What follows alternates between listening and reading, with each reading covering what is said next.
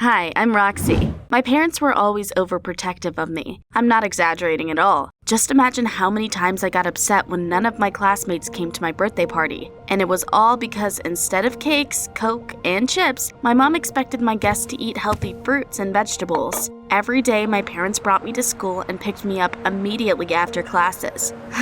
Because according to Dad, I could get into an accident on the school bus. And don't forget to fasten your seatbelt. Long story short, my parents were afraid of absolutely everything and controlled my every move. They believed that if they turned away for even a second, a maniac would immediately attack me or I would catch some contagious disease. It's a wonder they weren't afraid of aliens kidnapping me. Although, as you might have guessed, my classmates made fun of me and I had no friends. We better not invite Roxy to hang out with us or her helicopter parents will come running and ruin everything. That year, I graduated from high school and found my first part-time job in a cafe. I finally felt like an adult and hoped that my parents would also stop treating me like a defenseless child. Sweetie, we will try very hard not to meddle in your personal life. Her "will try very hard" bothered me. I was carrying an order to a cafe visitor and got distracted looking at the TV screen that was showing a new movie. You see, I had been dreaming about entering the acting department for a long time, but I didn't dare tell my parents because they would have immediately started to dissuade me.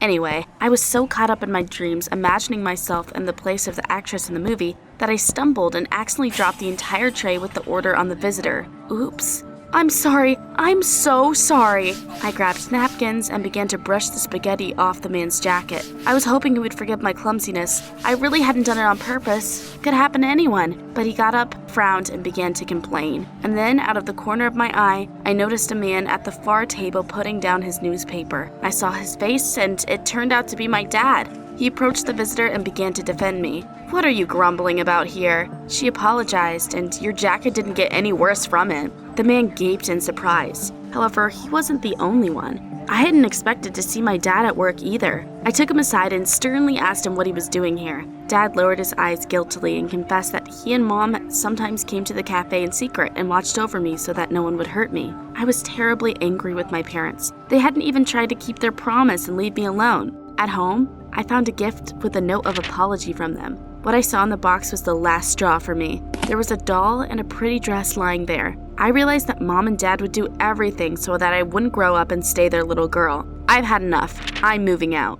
I packed up my belongings and savings, left a note to my parents that said I was already an adult and could take care of myself, and left while they were at work. I decided it was time to follow my dreams. Hollywood, wait for me. I found a place to stay on a real estate website and went to auditions to win over famous producers with my acting skills. But the thing was, oh dear, thanks for making us laugh. Your acting is okay for school productions, but you are overacting too much to be cast in a real movie. Next. The same thing happened at every audition, but I didn't even think about giving up. I wanted to prove to my parents and even more so to myself that I was an independent adult. In the evening, I went to the supermarket to buy groceries for dinner. The queue was moving so slowly that I got bored and decided to watch a movie on my phone. I was lost in my thoughts again, so I did not notice the queue moving forward and stayed in place. A man standing behind me accidentally pushed me with his cart. I lost my balance and fell forward, crushing all my products, and at the same time, breaking some cans on the counter. Oh no, I could wave goodbye to my dinner. I hadn't even got up yet when the store manager ran up to me and started waving his arms. Who will pay for it all? I was about to burst into tears in front of everyone because I couldn't afford the extra expenses. But then the man who had pushed me with his cart helped me up and kindly agreed to compensate for the damage to the store. "I'm sorry, let me pay for your purchases. After all, you fell because of me." Of course, I had fallen because I had been distracted, but I did not refuse such generosity. My last savings would have been spent on those products. I was returning home and noticed that a strangely dressed man was following me. If I sped up or slowed down, he did the same. When he turned into an empty alley after me, I got so scared I started running. I only managed to lose them near my home. If my parents found out about it, they would go crazy. Soon, I forgot about that incident and continued to stubbornly go to the auditions. But no one offered me even a tiny role. I was left penniless. The time to pay rent for the apartment had come. Are my parents right? Do I really need someone to take care of me? Then I remembered the incident in the supermarket and immediately had a brilliant idea. I'd seen Dad repair plumbing in the kitchen many times, so I easily loosened a valve in the kitchen and got a couple of things wet. I put on a real show in front of my landlord. Just look at it. All my things are ruined because of faulty plumbing. It doesn't look like a pipe break, and I don't see any damage. Oh, is that right? Then I'm moving out of this kennel immediately. I don't think after my review on the website, someone else will risk renting such a terrible apartment. The landlord was so scared that he allowed me not to pay rent that month as compensation. I couldn't believe it. My plan had worked. Those producers don't understand anything. I'm an excellent actress. That same day, I went out to the parking lot, slightly dirtied my clothes, and stood by a small puddle. When my neighbor drove over it, I began to act heartbroken and cried that my clothes were ruined because of the driver's carelessness. I just bought this expensive dress yesterday, and now I won't be able to go to an important meeting in it. The neighbor jumped out of the car and scrutinized me. She started saying that it was my fault for standing on the roadway, but I acted so convincingly that she felt ashamed. The woman apologized and offered to pay for my dress to get dry cleaned. Well, aren't I clever? I was walking in the park when I noticed that suspicious man who had been stalking me again. He was peeking out from behind the trees and started taking pictures of me from afar. I was afraid that he would start following me again and approached a passerby to ask for help. But while I was waving my arms and telling them about my pursuer, he had already disappeared into the crowd. You are crazy. For a couple of days, I was afraid I would see that strange guy again, so I didn't leave the apartment. But when I accidentally caught on a hook and tore my dress, I realized that it was time to earn money for a new one. I went down to the cafe, waited for the right moment, and bumped into some guy. And then I acted perfectly. I caught my dress on the clasp on your clothes, and it tore. What am I supposed to do now?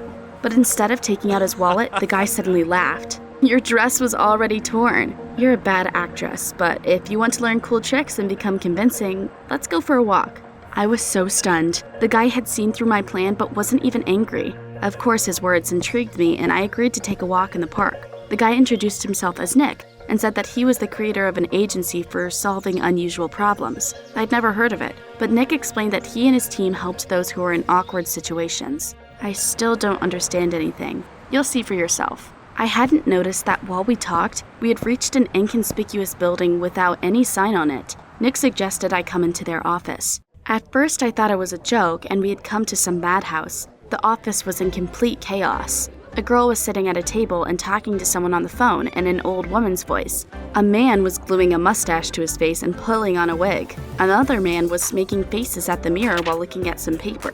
Don't be scared. We just have a very important task. We were hired by a girl who wants to break up with a guy but is afraid of hurting his feelings. So the actress from my team will play her crazy family so that he would want to break up with her himself. Nick suggested I practice my acting and become part of their team, especially since they needed more people, preferably girls. I was delighted with the opportunity. Of course, it wasn't a role in a movie, but the agency was paying well, and I could learn a lot from those professionals. The responsibility was much higher because if I failed, I wouldn't have the opportunity to reshoot a bad take. My acting had to be flawless. I watched the work of the team for a long time before Nick suggested I play my first role. The agency was contacted by a guy called Parker. He, let me just say, didn't date girls. His parents didn't know about it, and he was terribly afraid of their reaction. So he planned to fake his own wedding. I need to introduce my parents to a lovely wife, and then I'll just move to another state with my boyfriend. Roxy, you're perfect for this role. You can do it. I was very worried, but was happy about the opportunity. I spent the whole evening before the fake wedding rehearsing, and then suddenly noticed that stalker in the window. He was standing in the parking lot and taking pictures of my window. It was so creepy. I closed the curtains and tried not to think about him anymore. But in the morning, while going to work, I ran into him at the door. The man wasn't watching me from afar, but came up to me and tried to grab my elbow. Your name is Roxana Furman, isn't it? I pulled my arm back in horror. How did he know my name? The man was still shouting something after me, but I had already managed to run away and didn't hear him. Everything went according to plan in the church. The team from the agency mixed with the guests and acted like my relatives. Parker and I also never broke character and portrayed happy lovebirds. He introduced me to his parents. They looked at each other meaningfully, but I think they liked me. What a nice girl. Son, where have you been hiding her all this time? Finally, the wedding march began to play. Nick, who was watching me from the sidelines, nodded approvingly, and I solemnly walked down the aisle. Everything was going perfectly, too perfectly even. Right when I was about to say yes to the fake groom, someone unceremoniously broke into the church. Stop the wedding. Oh no, those were my parents. They ran up to the altar, grabbed me from both sides, and dragged me to the exit, right in front of the shocked guests. Don't you understand? You're going to ruin everything. But my attempts to escape were unsuccessful, and my parents sat me in the car. The unpleasant surprises did not end there. Inside, I saw that creepy guy who had been following me. I was about to scream in panic, but my parents explained that it was a private detective they had hired. He was the one who had brought them to me. My parents brought me home and started to lecture me, saying how terrible my choices had been and that nothing bad had happened to me only by miracle. I felt awful and was terribly upset that I had let Nick and Parker down. The worst thing was that my parents didn't believe me when I said I'd become a part of a cool team and failed an important task because of their suffocating care. Don't be silly. This scoundrel took advantage of your naivety, and you foolishly almost married him. You'll thank us later. Then the doorbell rang. It was Nick. I was afraid that he'd come to tell me off for the failed job, but suddenly he smiled and told my parents the truth. Roxy is really cool. She not only earns money with her talent, but also helps people. And she has also grown a lot as an actress during the time she spent with our team. But my parents still didn't believe me, and then it dawned on me. Mom, Dad, have you even looked at the photos the detective took while stalking me?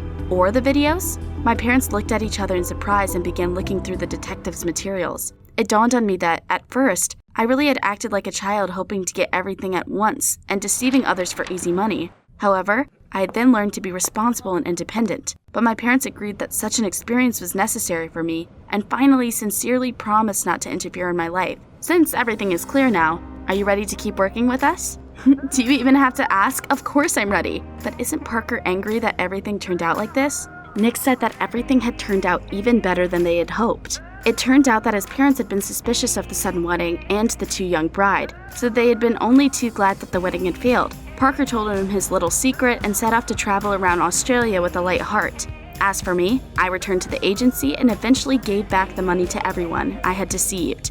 Of course, I understand that my parents took care of me out of love, so I'm happy that now they have complete confidence in me. Now I work in an agency and am preparing to enter the acting department. Do you think I can do it? Write in the comments down below.